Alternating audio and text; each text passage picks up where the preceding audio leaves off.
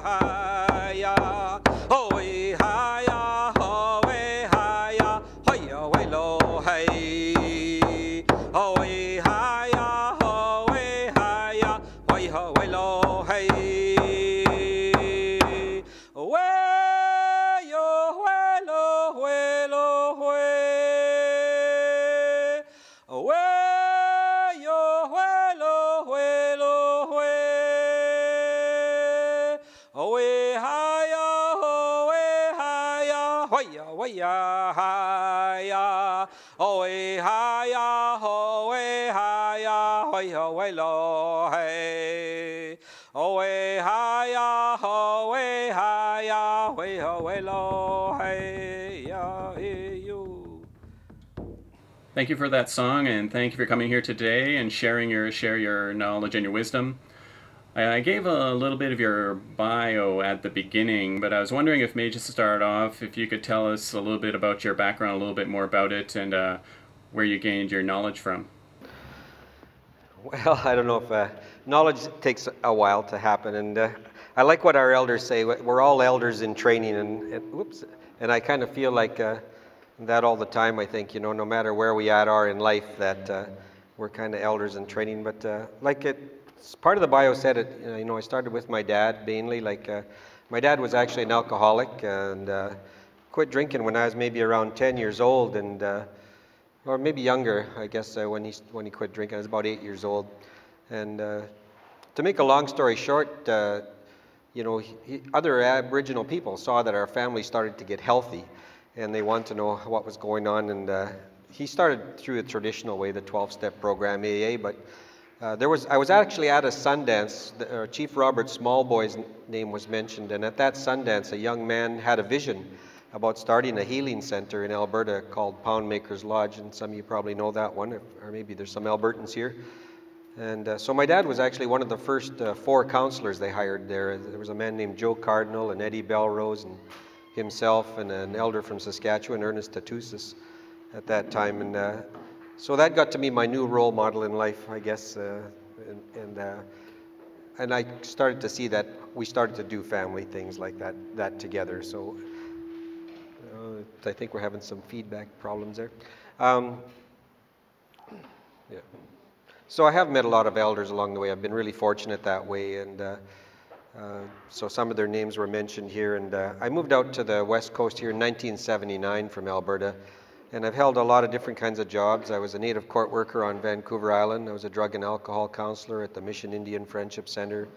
I was working with the federal and provincial governments, and when I was looking at these pictures on the wall here, actually I helped get the funding to have these pictures taken. A guy named Kerry actually took these pictures, and it's really comforting for me to see the roots, you know, of these elders, and most of them are now passed on, and I guess there's a new wave of elders coming. Like I say, I'm still a young man trying to learn these ways as well, and so now the last few years we've been bringing elders into the different colleges, into Native Ed here, into Vancouver Community College, and into Capilano University there. So it's been really good for the students, because I think, you know, especially when it gets around exam time and that, when the papers are due and all that, it's good to sit down, I think, and talk with an elder, or be in a circle, or do some ceremonial things as well here. So I'm really happy Native Ed exists. I was on the original board here when this place first opened here. I think it was 1984.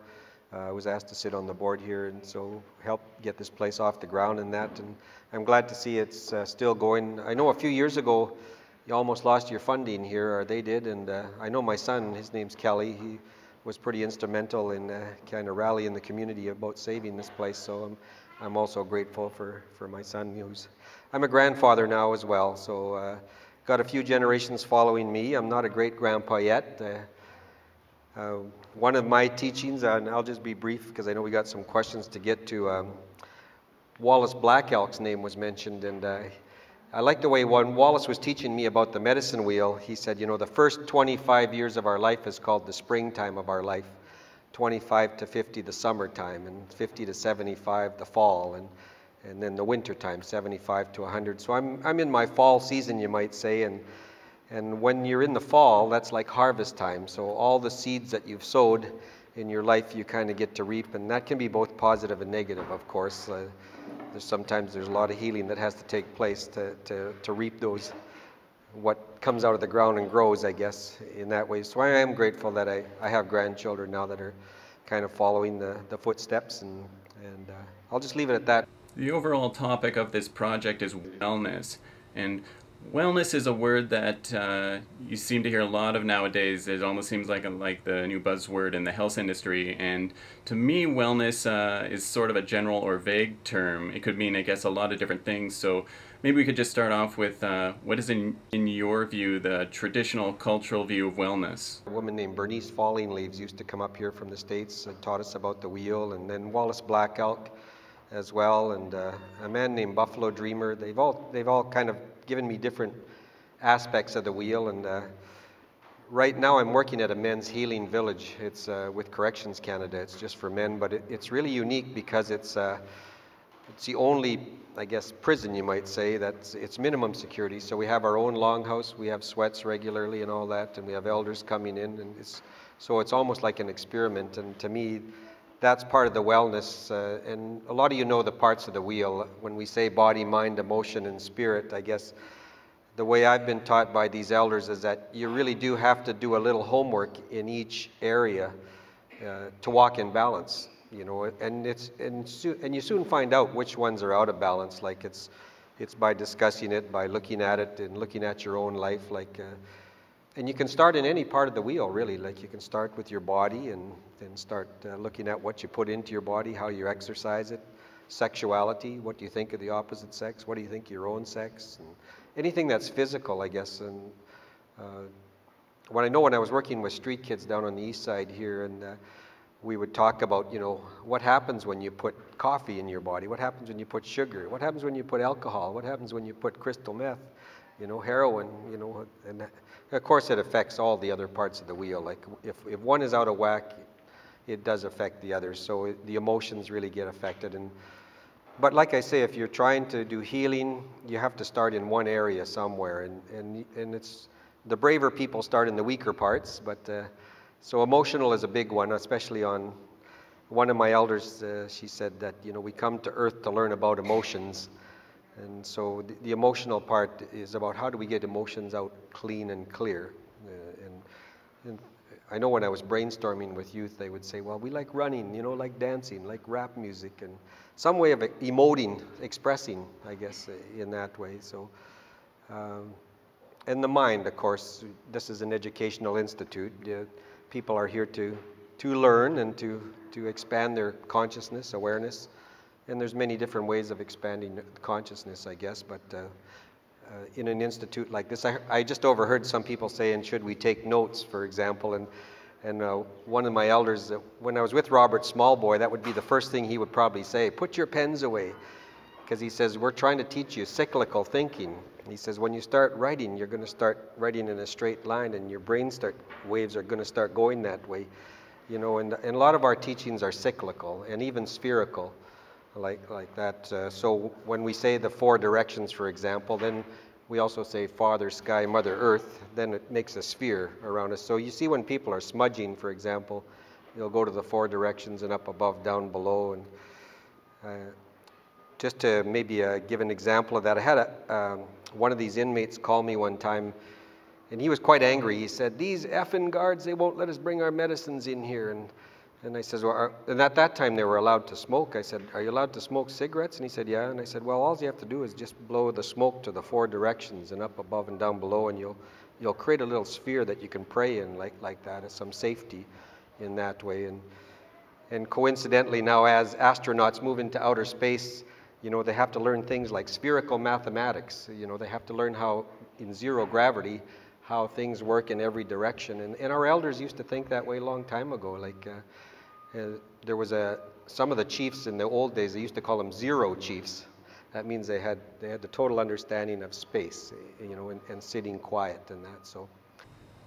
Medicine wheel is something that I think I've been to a workshop on it that you present actually. That was very interesting, and I take it that the medicine wheel is one of the main traditional wellness tools. And I'm wondering how the medicine wheel might look at certain problems, like, say, for example, addictions. Like, how would the medicine wheel, a more traditional view on, you know, the treatment of addictions, or how it looks at that kind of a problem? Well, just talking about the body, I guess, like when I was just mentioning, you know, what happens when you do put alcohol, for example, I guess was a big thing. And before that, in Alberta, where I was from, they had special hospitals for tuberculosis because, you know, our people weren't used to eating fast foods and that. It was mostly wild meats. And my mushuman cooka, my grandma and grandpa, that's how we grew up, on wild meats and that. And as processed foods started being introduced, and I see a lot of people have allergies to milk. A lot of Aboriginal people are, you know, what do they call it, lactic intolerant or whatever.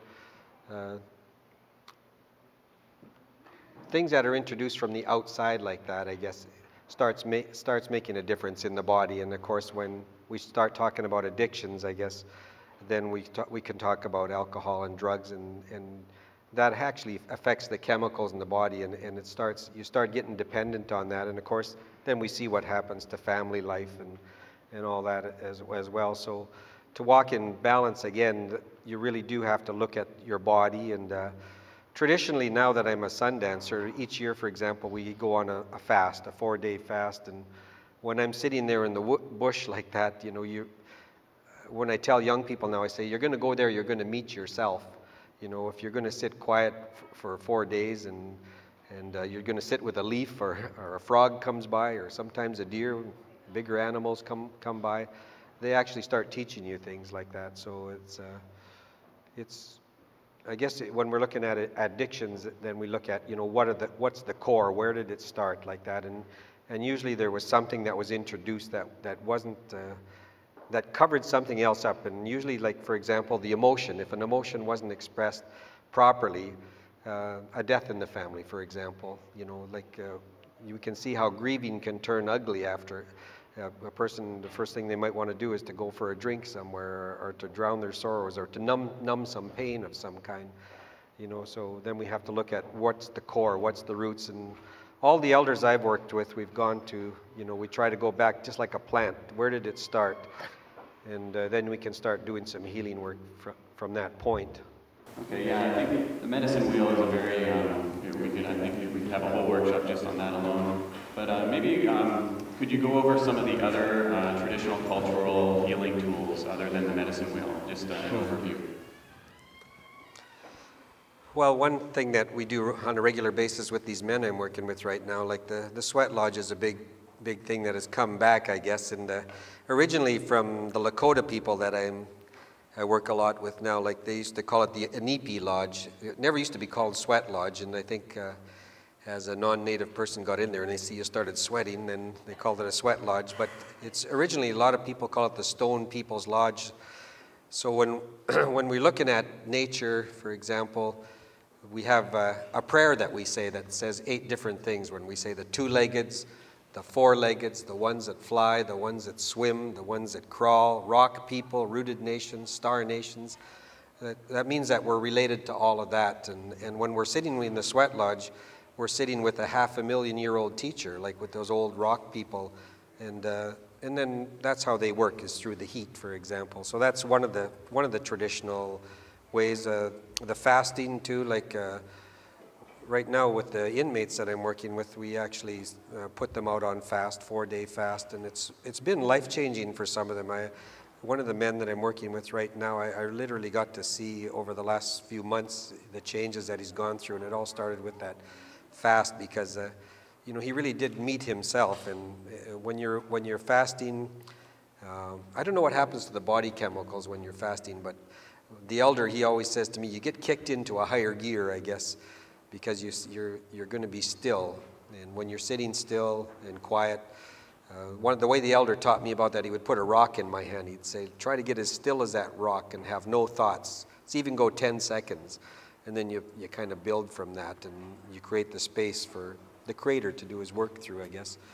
Sundance has been part of my life, but I know on the West Coast here, the longhouse is definitely part of people's lives and families and that.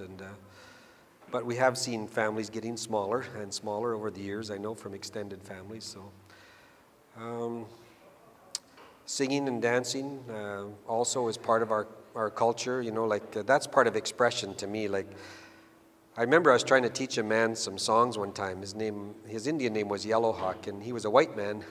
He came to one of our sweats, and he could hardly sing. Like he would sing, you know, hey oh hey oh hey, and then all of a sudden one day his spirit kind of kicked in and just about blew the covers off our sweat lodge. His voice came through so loud, and so, you know, we saw a breakthrough, I guess, just by expressing yourself through chanting, through song, and sometimes on these fasts people get gifted with their own song, a personal song. I know on the West Coast I had to learn that because I'd hear somebody singing and I think, oh, I'm going to try to learn that song, and then they'd say, well, no, you got to get permission to sing some songs out here because they belong to a person or a family like that. So, can you talk a little bit about smudging, and is that part of your traditions and sort of the purposes behind smudging, and maybe a little bit about some of the different medicines that are used for it?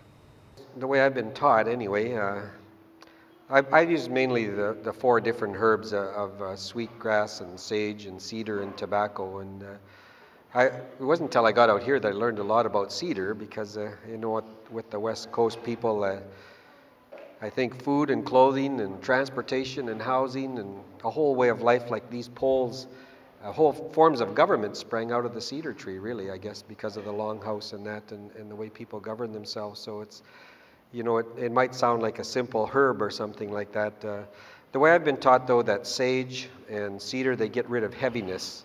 If you're carrying something heavy, and that's a good way to start the day, you know, get rid of that heaviness or to end the day. Where I was from, the sweetgrass, they call it the braid, like a braid of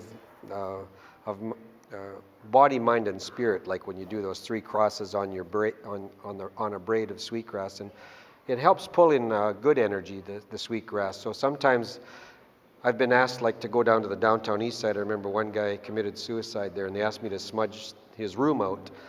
And so I did it the way I was taught by elders. You know, we do the sage and first, and if there's cedar, we mix that together. And when I smudge a room, the way I've been taught is that we have to open every door, like every cupboard. We have to smudge the corners, take the back off the toilet bowl, anywhere where energy can get stuck. That's how we smudge a whole room out. And so same with our body, you know, like we smudge our eyes and our ears to see and hear, and our throat to talk, and, you know, and usually you smudge your whole body. This is kind of called the emotional area for a lot of people here, and it's a little different for men and women, I know. And so we smudge the stomach and womb area as well, and, you know, the feet that we walk on as well. So sage, cedar, sweetgrass, tobacco.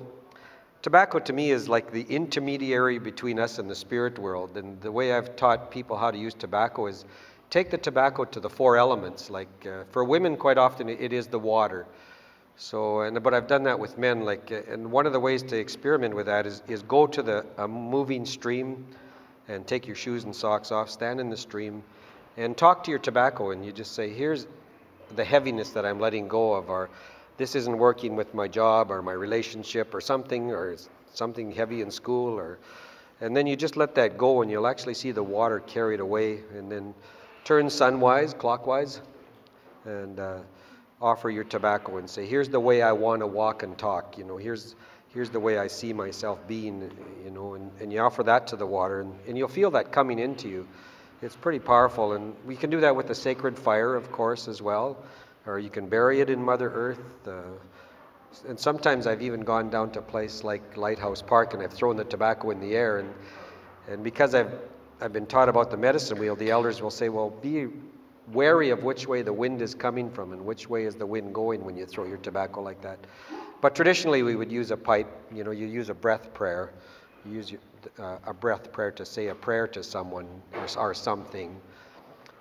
I remember I was counseling a woman one time, and we were talking about how powerful tobacco can be. You got to be careful what you say when you're using tobacco. And I know for my son, he started smoking a little differently. Like when you have your smoke break, like just try that for a little while. You know, when you're taking a smoke, just send a prayer to someone, or to a plant, or to an animal, or to a war-torn area, or wherever it is for you. And you'll see your smoking will start changing in that way. But quite often we use a pipe that way. You know, when we pass the pipe, it's for prayer. We use tobacco, and that's the way we were taught it was supposed to be used. And the plant itself, though, is like, it does carry us, our prayers between us and the spirit world. And when that smoke disappears, it kind of, where does it go? You know, it goes to the ether.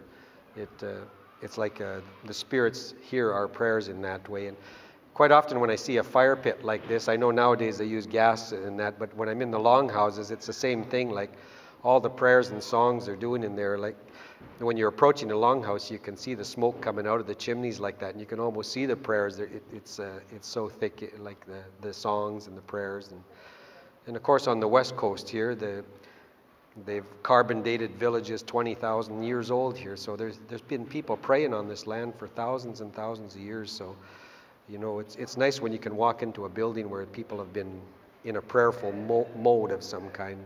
You can actually feel the spirit. Sometimes it's that tangible. So it seems, just listening to you talk about the smudging and the different plants, I can see there's a bit of a relationship then, as the smudging is taking place as a physical element, a plant. Then it's got a spiritual kind of a purpose, so you can sort of see the connection maybe between the medicine wheel and some of the aspects of the medicine wheel and these other tools like a sweat, which may be looked at as a spiritual thing, and then the smudging as both maybe physical and spiritual. Yeah, that's right. That was a part of the wheel I guess I didn't talk about, the spiritual part. Sometimes you'll see people use an abalone shell too, and that symbolizes that connection to water, and then all the colors in the shell too represent, you know, the spiritual colors, because some of you have probably been to prairie kind of ceremonies. Usually we hang flags around the room of the different colors, and different people will have different colors that they use, for example, and we use animal symbols in the different directions as well. And the four elements, when we said air, earth, water, and fire, that goes along with body, mind, emotion, and spirit as well. So usually the body is connected to the earth, you know, part, and the mind is connected to the air, and the emotion, the water, and the spirit, the fire. And different tribes in different areas they'll have their colors set up differently, and they'll have those elements set up differently. But in general, those four elements are always honored. The way the elders talk about it is pretty simple. When you die, your air is going to go back to the air, your water is going to go back to the water, your earth is going to go back to the earth, you know. Even your fire will go back to the fire, you know. You become part of that all, I guess. One of the prayers that I've come to say is that I can only get it down to one word, is, I-S. You know, the isness of it all. When you start, if you start thinking what is, because you know you can do a lot of names for the names of God. I think there's about 1,000 names on this planet for God, you know. But when you think about the isness of everything, so when I'm touching a tree, for example, I'll say, you know, like you, I share the air. Like you, I share the water. I share the sun. I share the earth. You know, we're connected in that way. So. And when you're praying, you can try this out. Like when you're taking a shower, for example, that water is connected to everybody that uses water. And so you can send prayers through water. And of course, the earth, you're connected to the earth, to anybody. And some of the older elders I work with, you'd be sitting here and talking, and they'd be sending energy down into the earth and up through your feet, and you wouldn't even know that they're doing a healing on you. And so they know that the earth energy is going to work on you in that way. And same with the sacred fire in that way, and the air. The breath is probably a very powerful, one of the more powerful healing tools, I guess. Seeing this is about healing. One of the side trips I made was to India, And I learned some breathwork techniques, and surprisingly, their ceremonies were so similar to Aboriginal ceremonies. And same when the Maori came up here, and that, you know, we start seeing all these connections. And I had a man come to me yesterday. He was in quite a lot of distress because he has this hearing coming up, and we started talking about the breath, and I was teaching him some breathwork techniques just to totally relax and that. And surprisingly, he knew some of them that somebody else had taught him as well. So that is one of the very more natural, powerful healers, is our breath. So the air, you know, as well, we're connected to everybody through the air. And they say this is the same air that was breathed by all these pictures on the wall. These people breathe the same air as well. You know, so we're connected to all the teachers that have gone before as well.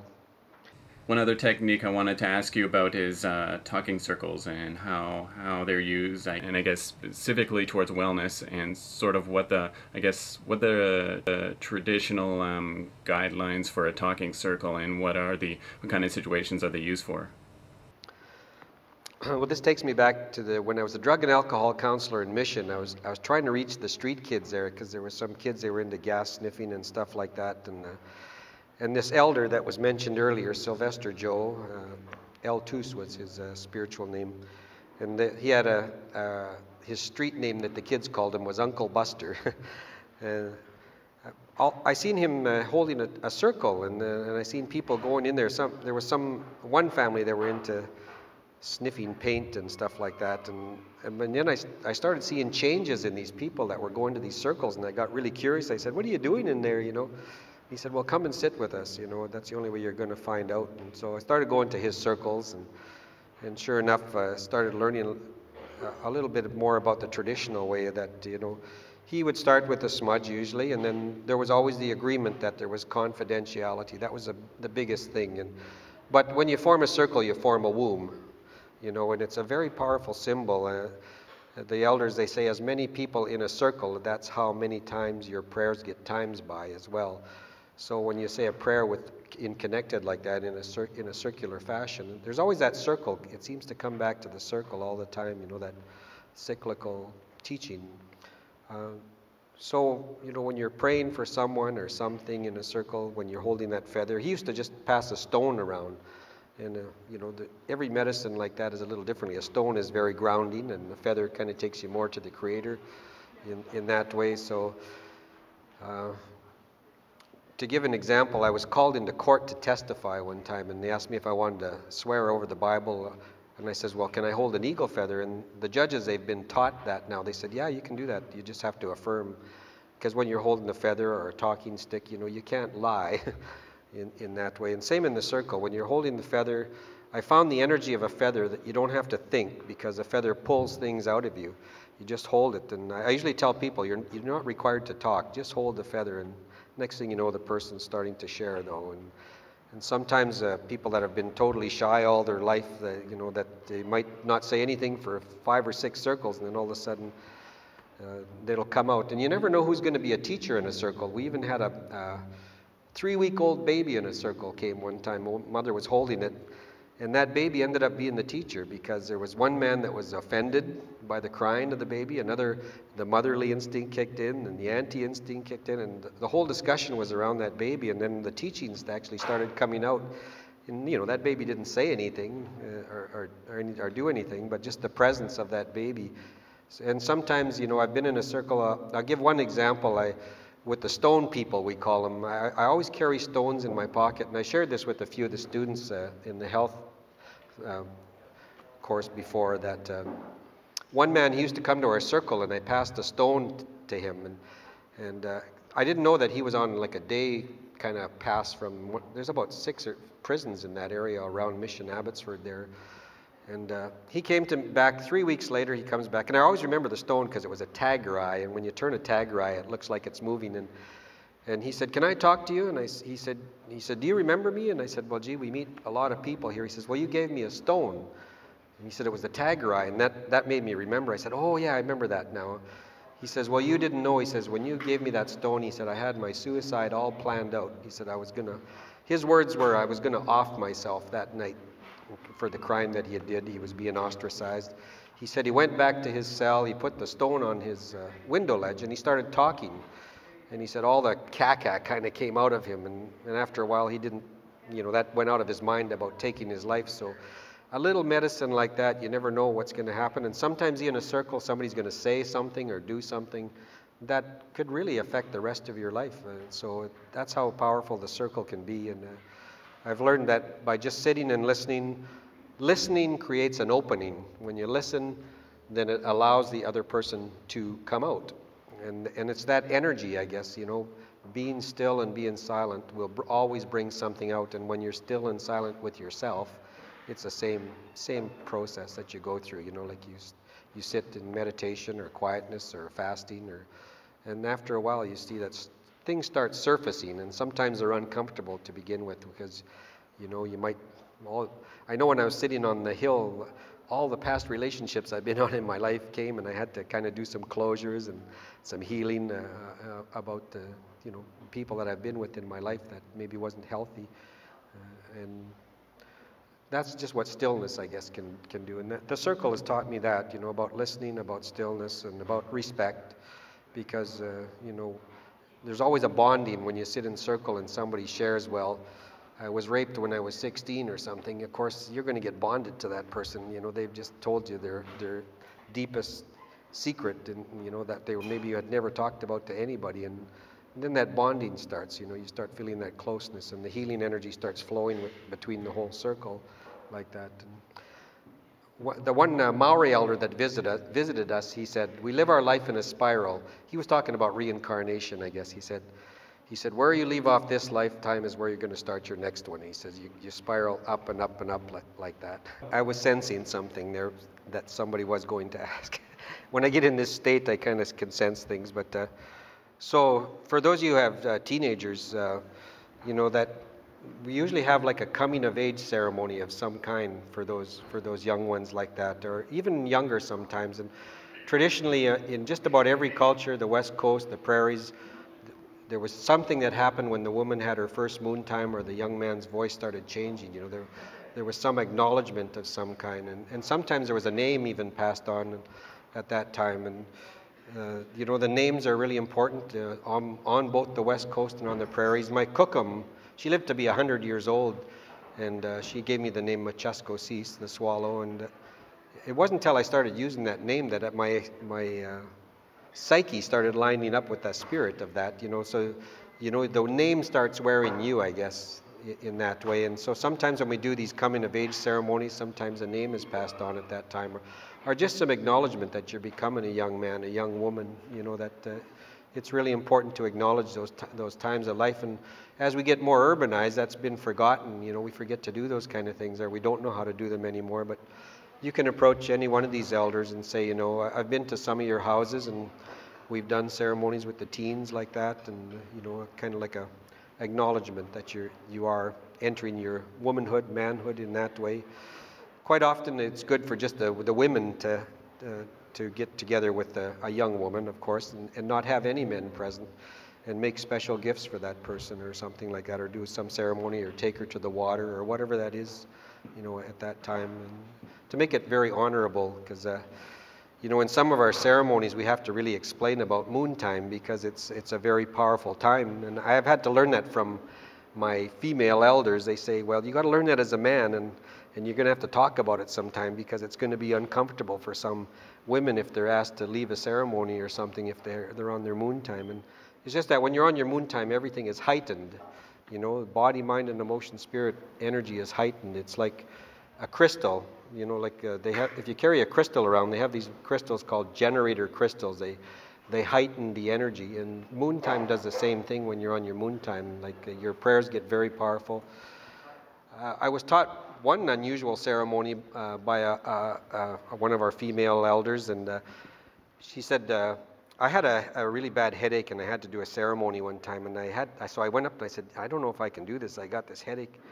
And she stood up, she said, is there any women here on her moon time? And there was about 3 women there. She said, lay on the floor, she told me. So we laid on the floor, and she instructed those women, she said, I want you to walk around him 4 times and say prayers.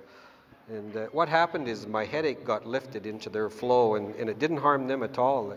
but that energy got lifted from me, that heaviness and stuff. It was like doing a smudge, and I never felt anything like that. So I see that, the moon time can be used for healing in that way. So the prayers get very powerful at that time. Traditionally, they used to have a moon lodge for women. If a number of women were on their time, then they would get together. You weren't supposed to do laundry at that time, no cooking. You were supposed to be served at that time. And of course, that's forgotten about now. And when I was in India, the same thing. We had one of the sisters, she went to help the women cook, and they were cooking feast for about 500 people, and they had this big pot of stew, and this woman, she just wanted to be helpful. She started helping, and then they found out she was on her time, and they went and dumped the whole thing out because, because her energy affected that, and they didn't know what kind of prayer she was saying, and I've seen that happen with the prairie kind of ceremonies in that way, but it's got misinterpreted over the years. Like it's supposed to be a time of honor, and sometimes now that women have been excluded from ceremony, there's been a negative connotation put on it, unfortunately. So I just wanted to say that because I was sensing some of that. So. Maybe I'll switch gears a little bit and ask you, what are some of the challenges the modern day either Aboriginal or non-Aboriginal person might have? So you've been talking a lot about these wellness guidelines today, all the like the medicine wheel and sweat lodges and smudging. Is there a specific challenge you think to living in an urban setting where you don't have you're not connected to the culture? We might be able to find that. How would somebody go about connecting to that way? Well, I'm starting to talk to some of these elders now because there are a number of sweat lodges in the Lower Mainland. I know now. I know my elder Rob Nahaney there. He has one, and I think he's just assigned that over to a man named Darcy Dumas. There's going to be running that sweat under Capilano, but I know the prison system uses them regularly, and we're talking. Actually, we're kind of fantasizing where we could have one just for Native Ed students, trying to find some land. And that's how energy works. Like if you have a vision, or even just fantasizing it sometimes, when you keep that strong, it starts very etheric. It's like the smoke going backwards instead of the smoke disappearing. You have the vision. You say, okay, well, Native Ed was a vision to begin with. It was, somebody had a vision about it, and then you start talking about it. When you start talking about it, that makes the energy a little coarse.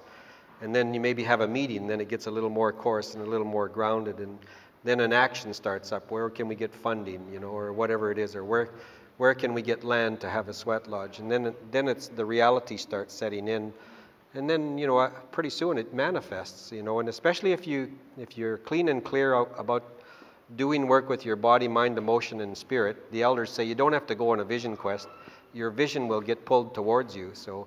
And I've been in the good fortune of traveling with some of these elders. They're amazing to sit with because sometimes it'll hardly get out of their mouth what they want to do, and next thing you know, it's in existence a few weeks later. And that would be like having a building, having a healing center, having a sweat lodge somewhere. So we're starting to put those words into action. To have some more cultural things for urban people, but if you want, you just have to talk to an elder, and it's nice if you have both a female and male elder to go with, to have that balance. And I was taught you should have somebody older in your life and somebody younger following you, so because you're going to be somebody's ancestor, and you're going to be looked up on as an elder sooner or later. So like, who are you training right now?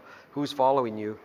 And who do you go to when you have some troubles, or it doesn't always have to be troubles, joys as well, like where we feast the elders sometimes here as well, and that, so it's just giving thanks sometimes like that, or if you can get to a talking circle, like try to get one that you trust in that, to sit with some of your sisters and brothers in that way. And for some women that are healing sexual issues and stuff, it's hard to sit even with a man in circle sometimes, so there's always circles where sisters sit together and that, and I always like to try to steer it eventually, that men and women have to sit together, though, because I guess what I've learned from the white man is that Sigmund Freud said, our problems go back to either our mother or our father. So, we've got to trace it back to either the male or female somewhere, or sometimes both.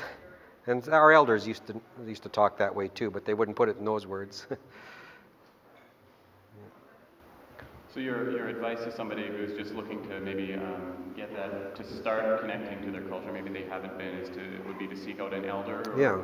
or something like that. Where would they go about doing that? Like how would they? Well, we're actually trying to get funding to have elders come in here, and I've been pushing for a few years to have like all the colleges now, like VCC and CapU, they've actually have elders on staff now, and a lot of the healing places, they have elders that you can go to.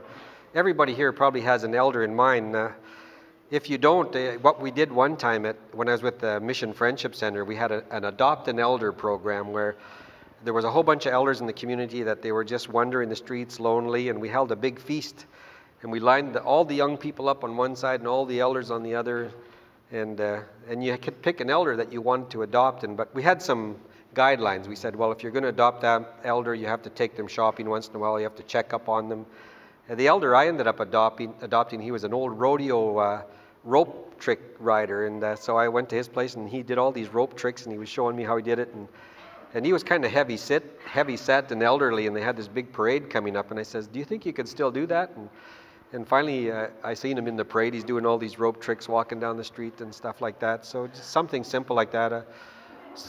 When I did my medicine wheel for the health people there, I have an adopted mother that I have in town here. So I still carry that on. Her name's Ruth Raziel, and she's a white woman I decided to adopt, and so there's nothing stopping you from adopting an elder either, picking somebody that you know is lonely. There's all kinds of old folks' homes here, and now we have native housing, where they're starting to do elders housing as well, like that. So we know there's elders out there, and we know there's elders in pain, like we're still struggling with some people say, how do you define an elder? Because I've seen elders have spotted teenagers sometimes, and they'll sit them with the elders because they know they're going to carry those traditions, or they're very gifted. Like Ian Campbell comes in here. I would call him an elder. He's been gifted in that way. He knows the history of his people, the songs, the language, and all that. And yet he's still a young man. He's about the same age as my son, I guess. And yet, they usually sit him with the elders. And there's elders that are addicted, of course, right now too. But if you sit with them and you find out where that pain started, and of course we've gone all this whole interview without mentioning residential school, but that's still painful for a lot of people, and the generations, of course, we're still suffering from that. I'm the second generation right now. My dad was residential school, so and I know I can see how it's affected me and my son and even my grandson. They say as many years as it took. However many generations were broken, that's how many generations it's going to take to heal. So, for some people, they were 3 and 4 generations in residential school. So by the time it gets to the 3rd or 4th generation, the healing should be complete, or should go full circle. But all these guys I'm working with in the prison, they've come from broken homes, they've come in from residential schools and stuff like that. And, so I can see when pain's not addressed where it ends up, in that way. So, maybe if we're getting to a close, I really do want to say that when I graduated in Alberta, and I mentioned this before, there was actually a headline in the paper. It said there was 0.001% of Aboriginal students making it through the system. And now, a few weeks back, I was at the Burnaby School District. We did this eagle feather presentation where we handed out 360 feathers to the students there, and so we see that that healing is really starting, and we're getting into the system. Some of our next questions is that how do you go ahead in life and maintain your culture, because we're going to become a part of mainstream here in the urban settings, but Jewish people do it, Catholics do it, other people do it, and there's no reason Aboriginal people can't still become doctors and lawyers and engineers, but still practice your culture, So that's how the Sundance has been for me. I've shared with a few brothers, I said I didn't feel like I became a man till I started sundancing, and I was in my 40s when I started sundancing. So I'm in my 60s now, and so still learning. Okay, well, I think that's almost the amount of time we have. Does anybody have any final questions? Last chance. Well, some of them, like he asked if I was familiar with native prophecies, and it depends which territory you're from. one of the elders I got to spend time with was Thomas Benyaka. He's a Hopi elder, and they call it the Hopi prophecies, and they're very old prophecies. So the elders told him in 1949, they said, you got to take those prophecies around the world. And he fulfilled his mission. He actually took it around the whole world. He came to Vancouver a few times, and I got to spend time with him in Arizona. And he says, you know, there's always a thing called choice. No matter what the prophecies say, like they can talk. I'm not too much of, I don't buy into doom and gloom. Like when people start going there, I can say, well, you know, we have a choice in our reality, you know, and that's what Thomas Benyaka basically said in their pictographs. He said, there's going to come a time where you do have to make a choice. But they foretold about global warming, you know, they said, you know, that it's going to be nature that's going to end up teaching us. You know, it's going to be the air, the earth, the water, the fire. There's going to be floods. There's going to be earthquakes. There's going to be these kind of things, and that'll smarten us up in a sense, because it'll bring us to a point where we're going to have to cooperate and you know, people, you know, when we see all these bridges being prepared in Vancouver here.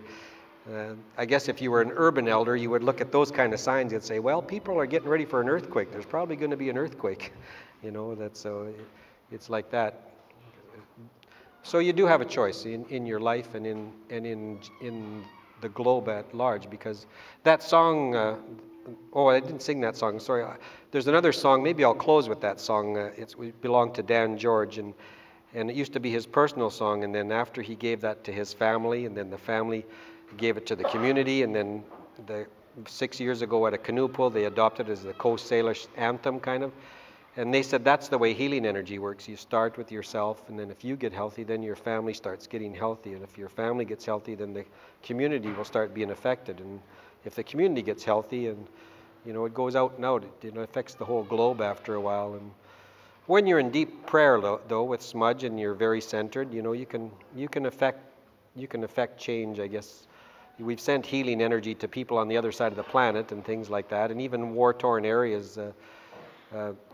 The East Indians that I spent time with, they actually sent about 1,000 people to pray around Bosnia when it was happening at that time, and they didn't tell the people they were doing that, but they circled that whole area and they sent prayers, and then the energy started changing in that war-torn area just because people were praying. But you know, that was never advertised, and our elders work the same way. Like I've had, you know, people phone me and phone other elders that I know. Bev Julian has passed on now. She was a very powerful healer, and I would be sitting in her place, and people would phone from other parts of the world, and they say, can you light a candle and pray? You know, my sister's got cancer, and they knew the power of her prayers. And do I have time to share a little story?